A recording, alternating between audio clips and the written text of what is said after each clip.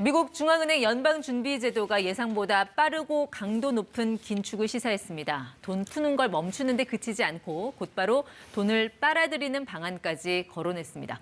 오늘 공개된 12월 연방공개시장위원회 의사록 내용 중심으로 앞으로 우리 시장에 미칠 영향까지 살펴보겠습니다. 황유현 신한금융투자 서울파이낸스센터 PB팀장 나왔습니다. 네, 팀장님 어서 오십시오. 네, 안녕하십니까. 자, 이 연말 산타 랠리에 네. 이어서 1월 효과까지 기대했던 게 이제 뉴욕 증시인데 밤사이에 많이 떨어졌어요. 특히 네. 나스닥 같은 경우 네. 더. 왜 이렇게 갑자기 돌변을 한 네. 걸까요? 뭐 작년 말부터 시작된 이제 미국 랠리가 굉장히 좀 투자자들한테 각광을 받았었고 환호도 했었죠. 그리고 우리나라 증시도 연초에는 기분 좋게 출발을 했습니다. 네. 그리고 사실 어제 공개된 성명서에도 어느 정도 다 알려진 재료이기 때문에 네. 이 정도까지 하락은 어느 정도 변동성은 예상은 했지만 과연 뭐 시장에 얼마나 영향을 줄까에 대한 의문이 있었습니다. 그런데 어제 조금 성명서에는 네. 새로운 의견들이 좀 담기면서 그리고 시장 대비해서 좀 네. 더 매파적인 의견이라고 하죠. 시장 좀 긴축에 대한 의견이 네. 좀 더 강하게 담기면서 구체적으로 좀 하락을 어떤 했습니다. 언급이 있었습니까? 네. 일단은 금리 인상에 대한 시기입니다. 우리가 작년에 이제 파월 의장이 금리 인상에 대한 의견을 처음 언급을 했을 때 네. 금리를 올린다고 했을 때 뭐 변동성 좀 나오긴 했습니다만 이제 어느 정도 시장이 적응을 해갔었고 그리고 내년에 어느 정도 우리가 예상했었던 내용들은 6월달, 9월달, 12월달 정도 네. 그러니까 2022년도에 3번 정도의 금리 인상은 어느 정도 예상을 했었습니다. 네. 그런데 어제 나왔던 내용 중에 하나가 생각보다 빠른 지표들의 개선과 그다음에 고용의 안정 이런 여러 가지 이유로 인해서 네. 3월 달에 할 수도 있다라는 의견을 밝혔기 때문입니다. 그러니까 예상보다 더 일찍, 더 빠르게 네. 기준금리 올리는 게 정당화될 수 있다라는 네, 파월 의장의 맞습니다. 언급이 있었는데 네, 맞습니다. 그 시기가 3월로 네, 예상이 된다. 이 맞습니다. 말씀이신 건가요? 네. 일단은 어제 나왔던 의견들을 종합해 보면 3월에 올리겠다라는 의견이 굉장히 대다수 의원들에서 나왔었고 그리고 우리가 이제 시장에는 이걸 예측하는 확률들이 있는데요. 네. 3월 금리 인상 확률이 한 50%대 이하였다가 이번 주 들어서 갑자기 70%대까지 네. 좀 솟아올랐고요. 그렇다 보니까 시장에서는 생각보다 빠른 긴축으로 인해서 네. 한 번 더 놀라는 그런 움직임을 좀 보여줬었죠. 그렇군요. 네. 그동안 이제 시장에서는 대충 한 6월 정도 금리 네, 인상을 맞습니다. 예상했는데 그게 네. 한 석 달 정도 빨라진 맞습니다. 거예요. 네. 그리고 이번 회의록에서 보면은 좀 예전에는 없던 개념이 나타났어요. 맞습니다. 자, 대차 대조표 금리 인상 후에 대차 대조표 축소를 시작하는 것이 적절하다. 네. 저 대차 대조표 축소라는 게 어떤 걸 의미하는 겁니까? 쉽게 그냥 연준이 가지고 있는 자산을 매각하겠다라는 건데 네. 이게 매각하겠다라는 의미가 어떤 의미냐면 매각을 하게 되면 우리가 어떤 물건을 팔면 시장에 있는 돈을 받게 되잖아요. 그렇죠. 네. 그러니까 연준이 가지고 있는 국채라던가 그다음에 모기지 증권 같은 MBS 같은 채권들을 시장에다가 매각을 하게 되면 네. 시장에 있는 유동성이 연준으로 흘러들어가겠죠. 또는 만기가 되는 국채나 MBS들을 연장을 하지 않고 또 네. 매각을 하게 되면 시장에 있는 자금들이 연준으로 들어가게 되면 자연스럽게 유동성이 흡수가 되고 유동성이 네. 흡수되는 과정에서 항상 미국 주식시장은 변동이 나왔었거든요. 네. 그런 이제 그 영향들이 한국 시장까지도 그렇군요. 영향을 미치는 것 같습니다. 그러니까 테이퍼링, 그러니까 돈 푸는 걸 맞습니다. 이제 멈추는데 그치지 않고 그렇습니다. 시장에 있는 돈을 곧바로 빨아들이겠다. 맞습니다. 네. 그러니까 테이퍼링, 금리 인상, 그리고 대차 대차 대조표 대조표 축소. 축소까지 거의 뭐 네. 긴축 3종 세트 뭐 이렇게 보면 맞습니다. 되겠네요. 과거에 보면 2015년도에 금리 인상을 했었고요. 네. 2013년부터 그 이후부터 테이퍼링을 했었고 대차 대조표 축소가 2019년도에 마무리가 됐으니까 네. 한 4년에서 5년 정도 걸친 그 긴축을 펼쳤었거든요. 과거에는.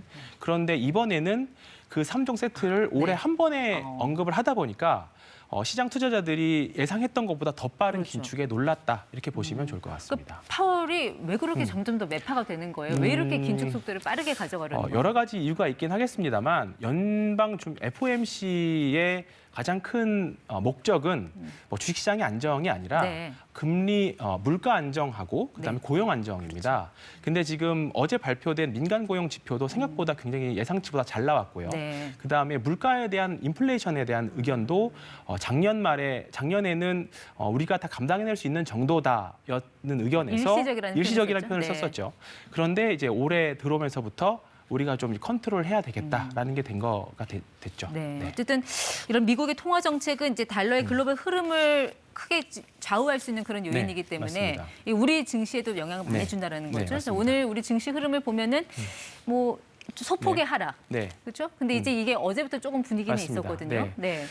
코스피 지수는 오늘 뭐 1% 내외, 그러니까 어떻게 보면 하락률로만 보면 뭐 여차 어느 때든 나올 수 있는 하락 정도로 보이실 수 있는데 오늘 코스닥 지수 같은 경우는 좀 더 큰 폭의 하락을 보였었고 오늘의 하락이 조금 주식 투자자분들이 좀 무서웠었을 이유 중에 하나는 과거에 2021년도 성장 주식들이 굉장히 많이 좀 하락을 좀 심하게 나왔습니다. 네. 그렇다 보니까 작년에 굉장히 강했던 2차 전지라던가 플랫폼 관련 주식들이 이제 금리 인상에는 사실 성장 주식들이 굉장히 조금 영향을 크게 받기 때문에 네. 그런 부분들이 좀 하락 크다 보니까 심리적으로 오늘 좀 타격이 더 컸을 걸로 보이고 코스닥 같은 경우에는 네. 일부 중소형주들은 조금 더 급락도 나오는 그런 흐름이 좀 나왔습니다. 어쨌든 3월에 금리 인상이 네. 실시가 된다면 네. 자, 그 전까지는 계속 주가가 좀 이렇게 울퉁불퉁한 그런 변동성 네. 큰 장세가 이어질 것 같은데 네. 이런 시기에 투자자들은 좀 어떻게 대응을 해야 됩니까? 우리 금리 인상에 대한 이슈는 올 상반기 내내 또는 금리 인상, 실제로 금리 인상은 3월로 예상하고 있고 또는 6월로 예상하고 있지만 실제로 인상을 할 때까지 정말 모르는 거거든요. 네.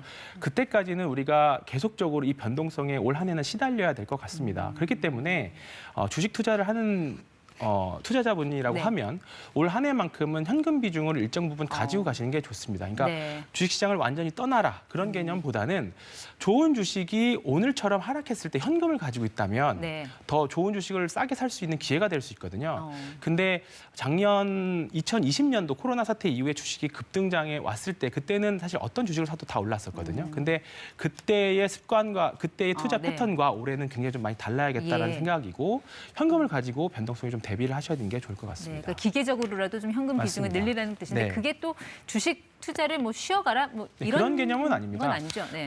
왜냐하면 오늘 떨어지는 주식들이 상대적으로 많긴 했습니다만 상대적으로 이제 가치주라고 하는 경기 민감 주식들도 상대적으로 상승을 했거든요. 네. 화학이라던가 건설이라던가 조선주라던가 정말 작년에 고생했던 주식들이 올해는 조금 상승하는 모습들을 좀 보여줬습니다. 네. 그러니까 시장의 주도주의 색깔이 바뀐다 그 정도로 인식을 하면 예. 좋을 것 같은데 그렇다고 해서 우리가 완전히 성장주를 버리고 떠나야 되느냐 또 그것도 아니거든요. 일정 부분 가격 메리트가 생기면 네. 또 다시 반발 매수가 들어올 겁니다. 그래서 올해는 작년에 뭐 예를 들어서 2차 전지라던가 네. 성장 주식에 좀 뭔가 투자에 집중 투자를 했다라고 하면 올해는 포트폴리오를 좀 다변화하시고 또는 이제 단기 트레이딩까지도 조금 가져가시는 전략들이 좀 필요할 것 같습니다. 업종별 종목별로 좀 성장할 수 네. 있는 섹터를 잘 선점을 맞습니다. 해서 분산 투자라는 말씀이신 것 같습니다. 자, 이게 한미 간의 금리 격차가 발생하면 또 이게 자금이 유출될 그런 우려 같은 게 있기 때문에 이제 우리 금융시장도 좀 선제적으로 적절하게 대응할 네. 필요가 있다고 보이는데요. 다음 주 금요일에 한국은행 금통위 회의가 맞습니다. 있습니다. 자, 네. 기준금리 인상될 거다라는 뭐 예상이 지금 시장에서 나오고 있는데 네. 어떻게 전망을 하시나요? 주식보다 예상하기 어려운 게 사실 금리와 환율에 대한 전망인데요. 일단은 한국은행은 먼저 선제적으로 2번의 금리 인상을 했고요. 그리고 이제 지금 컨센서스 나와 있는 거는 다음 네. 주 정도 한 번 더 인상하지 않겠느냐입니다. 근데 이 부분은 미국도 이제 금리 인상에 대한 부분을 밝혔기 때문에 네.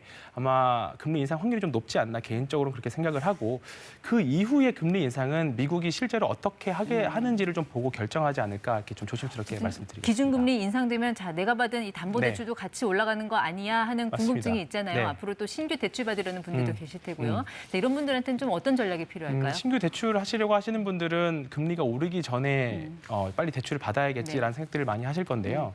이미 어느 정도 금리 상승분에 대해서는 반영이 돼서 지금 네. 현재 대출이 진행되는 걸로 알고 있고요. 네. 다만 지금 고정금리와 변동금리의 차이가 그렇게 엄청 나지는 않는 상태입니다. 그래서 본인이 받으려고 하는 대출의 네. 종류와 그다음에 만기, 그다음에 네. 중도 상환 수수료 등을 고려하셔서 본인에게 취사 선택을 하시는 게 좋을 것 같습니다. 근데 통상적으로 금리 인상 시기에는 변동금리보다 그렇습니다. 좀 고정금리가 좀 그렇죠. 유리하다고는 하잖아요. 그런데 최근의 추세를 보면은 변동금리가 80%를 넘어요. 이건 또 왜 이럴까요? 아직까지는 변동금리가 고정금리보다는 금리 메리트가 좀 있는 상태입니다. 네. 그리고 고정금리도 어느 정도 많이 올라가져 있는 상태이기 때문에 변동금리를 선호하시는 분들이 더 많은 것 같고요. 네. 근데 다만 이게 장기로 가면 이제 미국도 그렇고 한국도 그렇고 금리 인상 시기에 들어가기 때문에 본인이 받으려고 한 대출 기한에 따라서는 뭐 이제 고정금리도 한번 고려를 해보실 때가 되지 않았나 이렇게 보고 있습니다. 네, 자, 여기까지 듣도록 하겠습니다. 지금까지 ETY 황유현 신한금융투자 PB팀장 함께했습니다. 네, 오늘 나와주셔서 고맙습니다. 네, 고맙습니다.